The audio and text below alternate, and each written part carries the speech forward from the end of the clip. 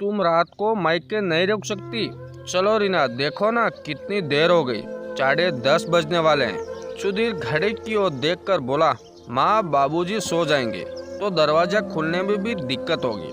सुनते ही रीना का चेहरा उतर गया। हमेशा यही होता है, जब भी मायके में कोई कार्यक्रम होता, सुबह से तो भेज देता सुधीर रीना को मायके, लेकिन रात में बिल्कुल भी रुकने नहीं देता। बड़ा परिवार, साथ साथ ताऊ, सबके बेटे बेटियां और खुद की भी दोनों बहनें सब इकट्ठा होते, और साथ ही साथ 5-6 भाभियां भी। काफ़ी बड़ा संयुक्त परिवार।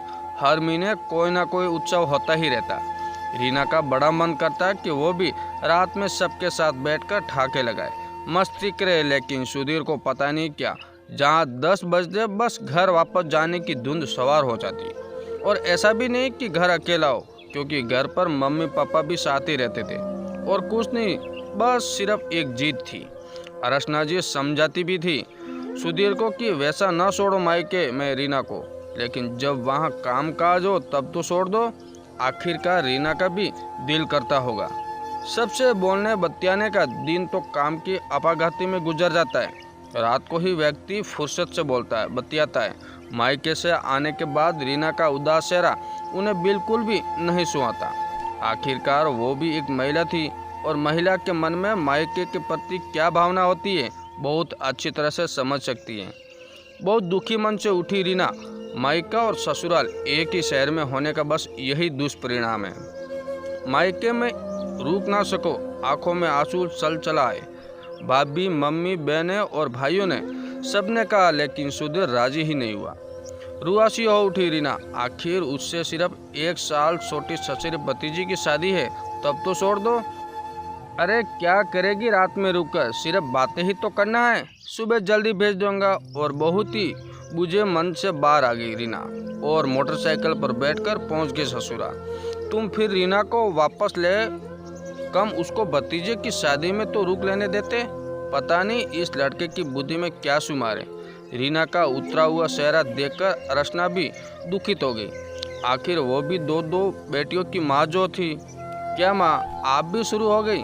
उन लोगों से कह आया हूँ कि सुबह जल्दी भेज दूंगा। सुधीर जला उठा। रीना की शादी को सिर्फ अभी 1 साल ही हुआ। सिर्फ एक बार पग फेरे में ही 1 दिन के लिए रुकी थी, और उसके बाद तो सुधीर ने कभी छोड़ा ही नहीं।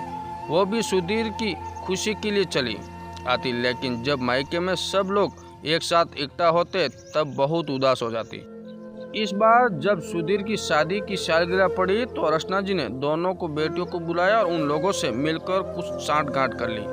जब कार्यक्रम निपट गया तो दोनों बहनें अपने अपने बैग लेकर वापस जाने लगी।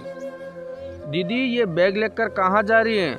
हम लोग वापस जा रहे हैं। वापस जा रही हैं, ये क्या मतलब? अभी बिल्कुल नहीं जाने दूंगा आप लोगों को। आपको तो पता ही है कि हम लोग रात में ही कायदे से बैठकर बातें चीतें कर पाते हैं। आप कब आई और कब चली गई पता ही नहीं चलेगा।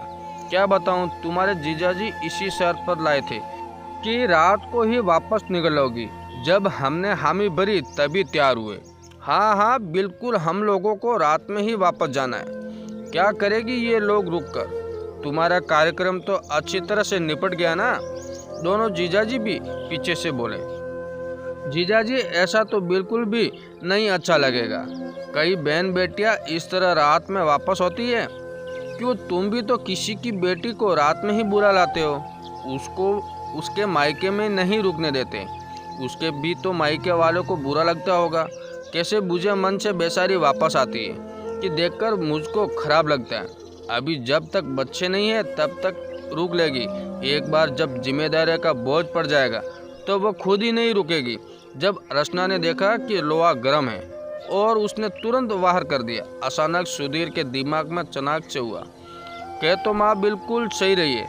सचमुच उन लोगों को मेरी जरा सी जिद कितनी बुरी लगती होगी, जैसे मुझे बुरी लग रही है। आखिर उसकी शादी को अभी दिन ही कितने हुए, सिर्फ 1 साल, और जब अपने पर पड़ी तो सब समझ में आ गया। अच्छा माँ, अब मैं समझा, ये सब आपकी ही बनाई हुई योजना है मुझे सही राह पर लाने के लिए। लेकिन दीदी लोगों के इस तरह जाने से मुझे सचमुच बहुत बुरा लग रहा था। प्लीज़ रीना, मुझे माफ़ कर दो। अब से तुम जब भी चाहो तब मायके में रुक सकोगी। मैं तुम्हारे साथ जबरदस्ती नहीं करूँगा। सुधीर रीना का चेहरा निहारते हुए बोला। बहुत बहुत धन्यवाद मम्मा। और रीना खुश होकर रचना के पैरों में झुकने लगी। रचना ने रीना को उठाकर अपने सीने से लगा लिया। बेटा, इसमें धन्यवाद की कोई बात नहीं। आखिर मैं भी दो बेटियों के साथ साथ अब तुम्हारी भी माँ हूँ। और बहू के मन की भावना सासू माँ नहीं समझेगी तो कौन समझेगा। तभी दोनों बहनों ने हंसते हुए अपने अपने बैग वापस लाकर रख दिए और खिलखिलाती हुई अंदर वापस आ गई, क्योंकि वो लोग तो वापस जा ही नहीं रही थी। ये तो सिर्फ सुधीर को सीख देने की योजना का ही प्रारूप था। दोस्तों, ये कहानी आपको कैसे लगी, लाइक ज़रूर कीजिए।